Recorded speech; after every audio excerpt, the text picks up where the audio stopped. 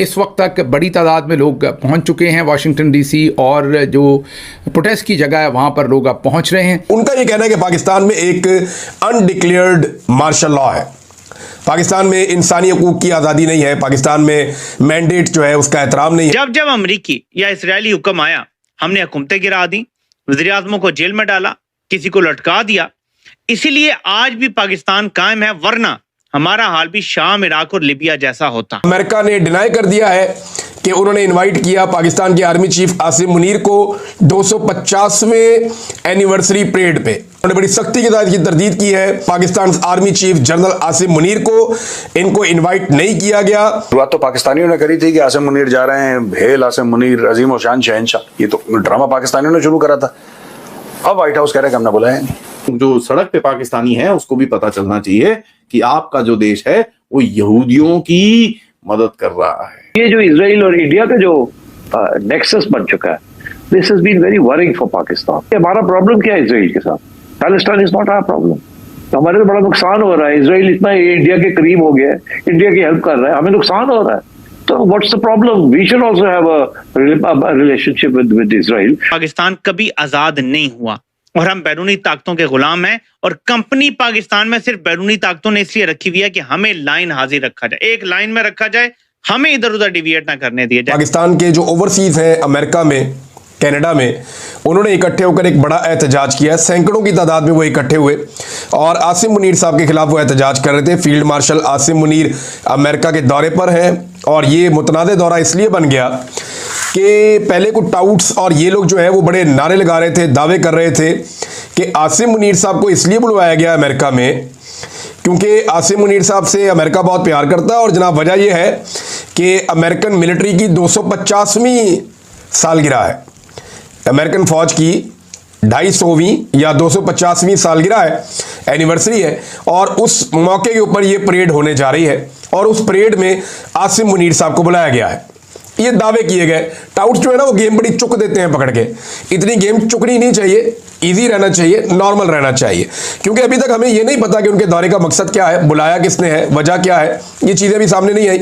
लेकिन जब इस किस्म के दावे किए गए तो फिर उन दावों की तरदीद तो आनी थी, और व्हाइट हाउस की जानिब से बाकायदा तरदीद आई है जिसे छापा है द इकोनॉमिक टाइम्स ने। कहते हैं United States denies inviting Pakistan army chief Asim Munir to 250th army anniversary parade के जनाब अमेरिका ने डिनाई कर दिया है कि उन्होंने इनवाइट किया पाकिस्तान के आर्मी चीफ आसिम मुनीर को 250वें एनिवर्सरी परेड पे।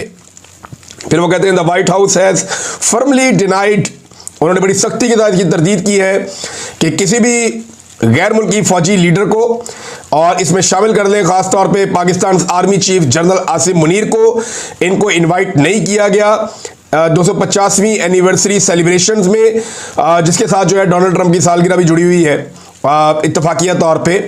और वाइट हाउस ऑफिशियल्स ने इन क्लेम्स को झुटला दिया। उन्होंने कहा ये झूठ है, ये गलत बात है, खबर झूठी है, आसिम मुनीर साहब को इसमें इनवाइट नहीं किया गया। तो पहली बात तो ये कि इस वक्त तक बड़ी तादाद में लोग पहुंच चुके हैं वाशिंगटन डीसी, और जो प्रोटेस्ट की जगह है वहां पर लोग अब पहुंच रहे हैं। थोड़ी देर के बाद आपके साथ कोशिश करेंगे कि वहां से बात भी करें, प्रोटेस्ट की जगह से भी, और वहां से भी आपको अपडेट करें। ये एक बड़ा प्रोटेस्ट होगा इंशाल्लाह, बहुत सारे लोग इसमें आ रहे हैं और साथ साथ आपको इसके बारे में अपडेट देते रहेंगे। अब चलते हैं ज़रा ईरान इसराइल की सूरत हाल की तरफ।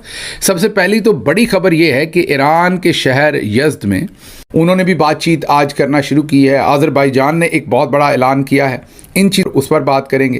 फिर ख्वाजा आसिफ ने कुछ ने पाकिस्तान ने इंडिया के सामने सरेंडर कर दिया था। ये वाशिंगटन डीसी पाकिस्तानी एम्बेसी के सामने, जहां पर आज 14 जून बरोज़ हफ्ता 4 बजे दोपहर, ये अमेरिका के टाइम की बात कर रहा हूँ जो इस वक्त मौजूदा टाइम है, इस वक्त एहतजाज के लिए लोग इकट्ठे हो चुके हैं धड़ाधड़। आपको जैसे हमने बताया, फ्लोरिडा से हमने आपको टीम बताई थी, मिशिगन से बताई थी, कनाडा से दोस्तों के बारे में बताया था, इस वक्त न्यू जर्सी से, न्यूयॉर्क से, शिकागो से, तमाम जगहों से लोग जो हैं कोई 10 घंटे, कोई 12 घंटे, कोई 20 घंटे मुसाफत करके रोड्स के ऊपर ट्रैवल ट्रैवल करके वो वाशिंगटन डीसी पहुँचे हैं। इन तमाम लोगों को हम खुशामदीद भी कहते हैं और इन तमाम लोगों को हम तहसीन और इनका शुक्रिया भी अदा करते हैं कि ये इस जब ऐसा दौर चल रहा है कि किसी को अपने से ज़्यादा और कोई चीज़ अजीज़ नहीं है।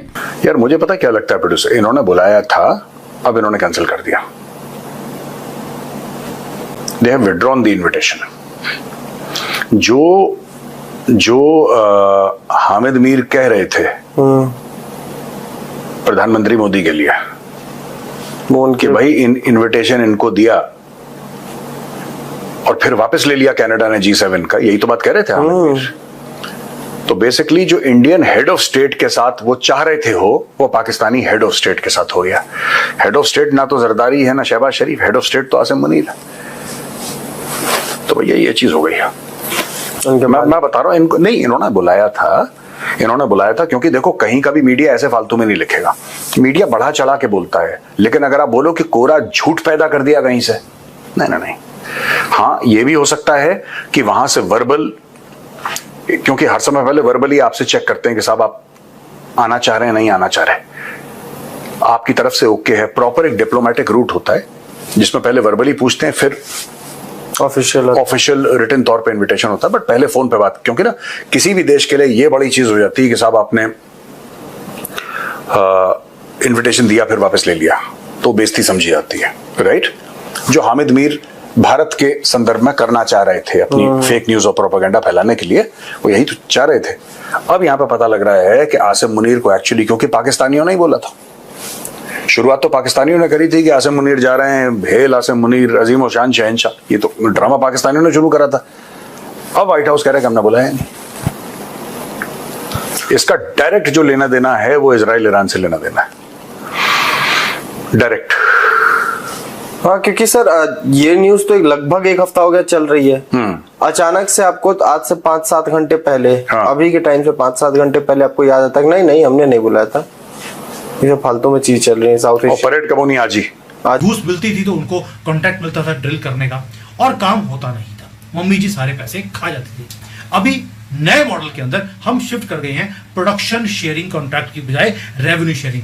जो तेल निकलेगा उसमें से कुछ पैसे आपको मिलेंगे, बाकी गवर्नमेंट ऑफ इंडिया को मिल जाएंगे। अब गयाना में कंपैरिजन कर रहा हूं, गयाना में 40-45 जगह पर ड्रिलिंग किया था और उनको एक में तेल मिल गया। भारत के अंदर ऑलरेडी हम 550 जगह पर ड्रिल कर चुके हैं और 100 जगह ऐसी है जहां पर लगता है कि भाई यहां पर तेल मिलने की आवश्यकता है, और बाकी के डेवलपमेंट चल रही है 400 जगह पर। यानी कि एक पॉलिसी चेंज किया जहां से मम्मी जी को बाहर निकाला, रेवोल्यूशन लेकर आगे मोदी जी एनर्जी सॉवरेनिटी के अंदर। क्यों? क्योंकि जमीन से जुड़े हुए हैं, जमीन में से तेल कैसे निकालना है वो मोदी जी जानते थे। अब हैरानी की बात देखिए, जैसे ही हमने पॉलिसी जो चेंज किया है, पूरे भारत में आपको तेल मिल रहा है। याद होगा बलिया उत्तर प्रदेश, वहां पर आपको हाइड्रोकार्बन रिजर्व्स ऑलरेडी मिल गए हैं। बिहार में ONGC ने एक्टिवली ड्रिलिंग करनी शुरू कर दी और वहां पर भी आपको गंगा बेसिन में तेल मिल रहा है। नॉर्थ ईस्ट के अंदर ऑलरेडी हमारी सर्वे चल रहे हैं, आशंका है बहुत बड़े रिजर्व्स नॉर्थ ईस्ट में मिलने वाले हैं। और ONGC ने इसी साल फरवरी के अंदर भी डिक्लेयर किया था कि वो और ज्यादा एरिया एक्सप्लोरेशन के लिए रिलीज करने वाले हैं। हमें कम बाहर पैसा भेजने की जरूरत ही नहीं है। एवरी ईयर $100 बिलियन का हमें एक तरह से फायदा हो जाएगा। सेकेंड, एक और एक चीज बता देता हूँ, जो क्रूड का जो होता है एक्सट्रैक्शन कॉस्ट आराम से अराउंड $10 होता है, वो बिकता कितने में है? $70-75 में बिकता है। सोचिए, मतलब apart from everything operational cost is only $10 extraction cost, और उसका मार्केट वैल्यू है